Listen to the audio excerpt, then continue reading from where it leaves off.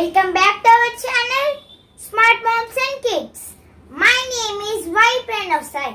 I study in class 3 in Kendriya Vidyalaya number 2 SVN. Today I am going to give a speech on trees. Trees are our best friend. They give us fruits, vegetables, medicines, wood, gum, rubber, etc. Trees are important in our life. Trees provide us shade and protection.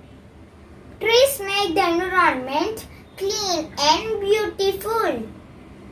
Trees give greenery to the environment.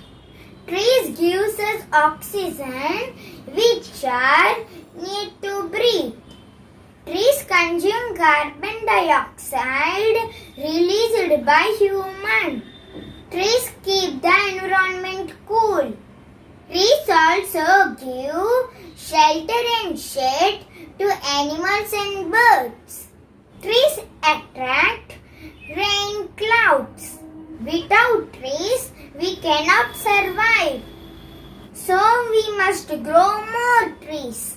We should plant more trees to make our environment green and healthy. Life on earth will not be possible without trees.